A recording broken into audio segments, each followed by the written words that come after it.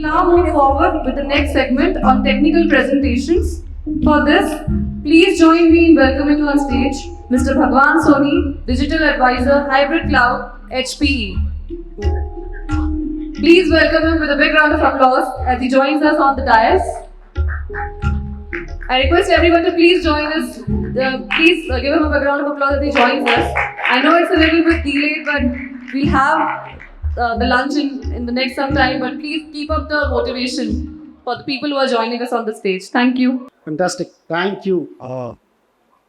Will not take much time. I think Tiwari sir and the Punjab government has already been talked about a lot of use cases, how really AI is shaping and helping government and to bring the AI-driven governance.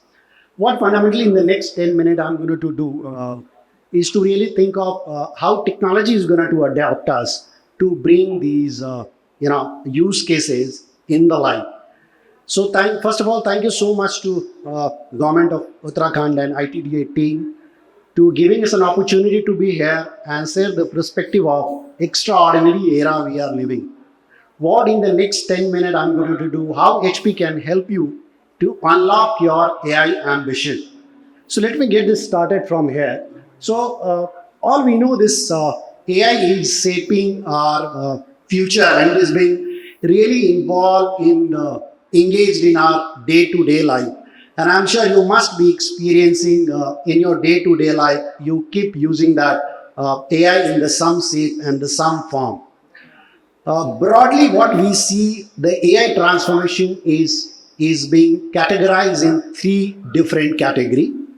First, we classifying as a generative AI. I don't have to define that what is a generative AI, but we all know the generative AI is not just about a data classification. It goes much beyond that, addressing and pinpointing the solution. And primarily in the government sector, think of a primary healthcare or the public healthcare system. By leveraging the AI, especially imaging diagnostic, can help to pinpoint the patient problem much faster. Today, agentic AI is not about just automating the workflow.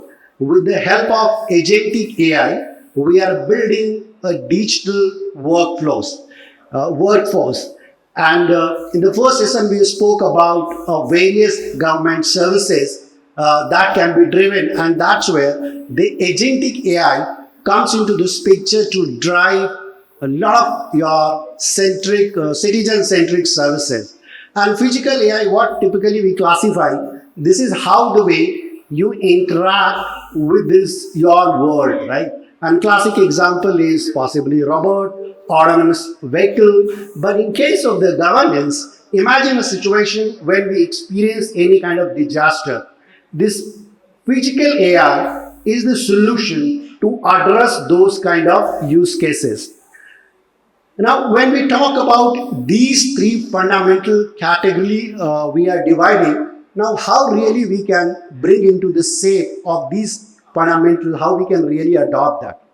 HP classifies essentially a three building blocks is a networking, cloud and AI. Today's theme is much around the AI. I will really discuss more around this AI. We're not going to discuss much around the networking, the cloud, and given the time what is being allotted. But just to quickly cover that networking in the cloud piece, all we know the AI as an essence is a data which is generating the huge amount of data. When your data center or the government is receiving a huge amount of data, it is important that how securely we transmit and transfer those data, and that's way you need an AI native networking. And recently you would have possibly noticed that HP has acquired Juniper. Juniper as an organization, they are pioneer in AI native networking, right? That brings the AI in the space of your network.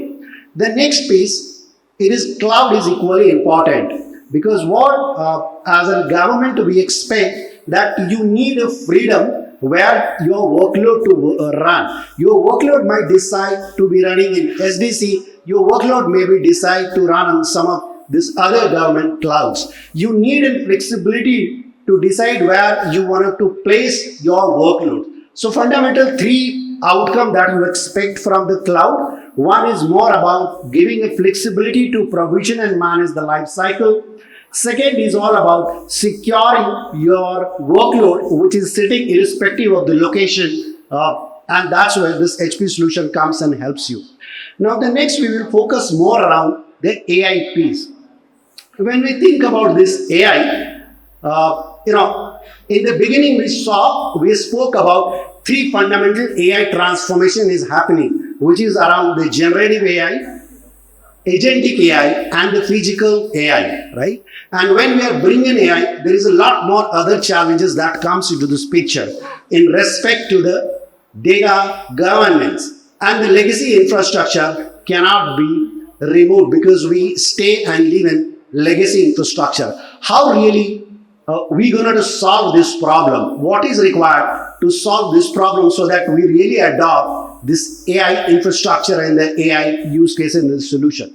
Let me take you through how we can really do. It is important that we decide this strategy, what we're going to take to build that AI platform for our citizen-centric services, right? And two fundamental questions needs to be really addressed very well around the data and the model, because data and model is going to decide your strategy, what should be and how you should be building your infrastructure to run that AI services. Let me walk you through a very quick example of this graph. X-axis is about the model, whether you own the model or whether you don't own the model as a government, right? And second piece around the data, whether you own the data or you don't own the data. Now there is a use cases that starts from here and the risk starts from here when you start thinking of adopting in the AI. The first use case, what we think as a run. As a government, if you, as an agency or department, if you are expecting to integrate AI in your day-to-day life, the first could be you just integrate that AI. This is a very high risk zone because here you are not owning the data nor you are owning the model.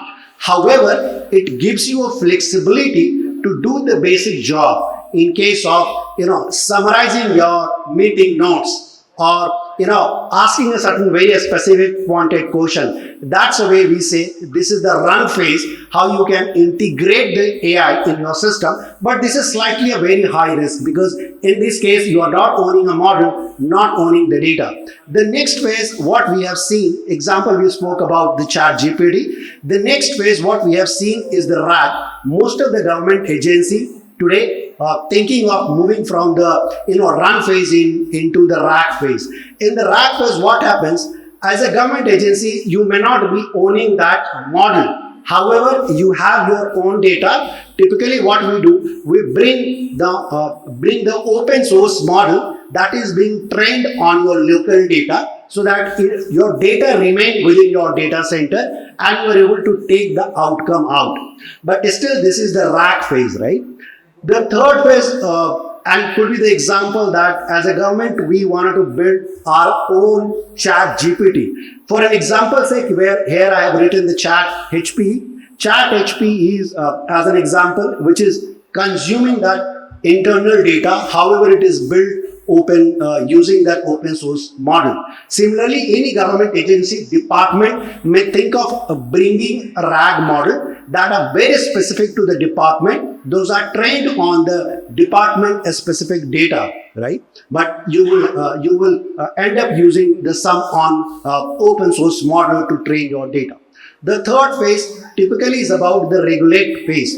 As a department, especially your IT department may start becoming a model builder. In this case, you build a model, but you don't own the data. Your model is driven in a different sets of data. The data is not being owned by you. You just become more of a model developer. And model developer, once you become, you start developing, building the model, and different agencies may start consuming that model, and that model can be trained on their respective data. So this is the third journey, and the risk is being classified. What typically gives you the risk? And the big journey, what we see is the last quadrant, which is more around the reshape. In this case, you are owning the data and you are owning the model. You build your model, you own your model, you train your model, you fine tune your model, and all these are happening on your own data sets. So data is yours, model is yours, and this is possibly, as a government, any government wanted to achieve this, we wanted to have a complete control of the data and the model. Now, this is what the four phase when we are thinking of building an IT strategy. These four fundamental needs to be think of when you are deciding an IT strategy. Once your IT strategy is now decided, you think of how we wanted to build this, right? Now, to build this, typically as an HPE, we offer a complete portfolio, starting from building a RAG model or building some sort of model which is being trained on your data, and that's where the turnkey AI factory solution comes in with this HPE hardware, and of course that may go with this NVIDIA GPU or the choice of the GPU what you may expect, but the data and everything remain sovereign on premises. And the second and third option is more for as a model builder or a complete set of sovereign AI factory that you may expect to be built on your platform. And this AI factory will have your infrastructure, software, services, security, and is also needs to be sustainable. And that helps you to do the all phase of from data ingestion to data training to data fine tuning and inferencing. So this is a complete solution that comes from a HPE that is helping the various government agency to start their AI journey based on the quadrant what you think is a right point for you to start that.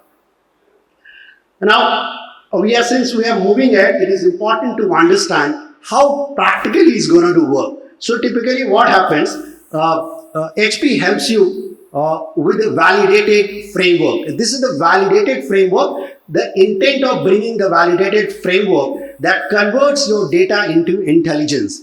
What this validated framework and the blueprint enables government agencies that you unify all the infrastructure which is sitting in your data center, whether it is compute, storage, data pipeline, through the one single console, you will be able to manage that. And same time, this platform also enables you to do any kind of data ingestion, fine tuning and training, so that you are able to take the intelligence out, right? And all these can be delivered a while back, 3 bucket what we spoke about, 3 different solutions, right? And this is pretty much applicable. Just one case study I wanted to talk about, because this case study, we had an opportunity to work with this government of UK. The government of UK wanted to set up a platform which is a complete souvenir, and they wanted to do the forecasting of their financials data. When we're thinking of forecasting of the financial data, of course, that was supposed to be a complete, on-premise air gap. So we collaborated with the Bristol University. They brought in their logic algorithm. HP brought in all the infrastructure and the services to help them to drive their outcome. And this is the 4th largest data center built on the planet that is being classified as a Green 400. As a government initiative, they also had a commitment to offer the net zero, pledge. And what the data center was built, it is more around the container data center that was helping them to reduce that carbon footprint. All the infrastructure which is sitting inside this container was a DLC, which is a direct liquid cooling, all we know, that helps you to really reduce your power requirement. So I just thought to bring the one case study for the government was worked very closely, and similar kind of, we can work and set up here. With this, I'm just ending to the last slides. What HP is enabling the government, our customer, on these 6 figures. We help you to set up your on-premise data center. that data center may expect to be a complete sovereign cloud, whether you want to build that AI and ML platform on top of the data center. Network modernization is equally important because when you're thinking of adopting an AI, this entire backend infrastructure is really needs to be think through, because what network have been helping you to drive the digital transformation may not be sustainable to bring that AI workload. So your network really needs to be rethink. And just network is not limited, because without the cybersecurity, as you are more bringing the new use cases, letting your citizen to access the services, you expose more government data on the risk. How really we can bring the cybersecurity to ensure that while we enable citizen to access the services, but the same time we protect our sovereignty and the security space. And the end user experience is equally important. You wanted to give an experience to the end user so that they are encouraged to use the services. They are not experiencing any issues. So all these 6 pillars, we are here, we have an HP booth. Feel free to join us. We'll be happy to talk about more on this. So once again, thank you so much for giving us an opportunity to be here and talking to the perspective of AI on the extraordinary from HP. Thank you. Thank you so much, sir. I request Shri Ravi Shankar Singh, CTO ITDA, to kindly felicitate Mr. Bhagwan Soni with a token of gratitude.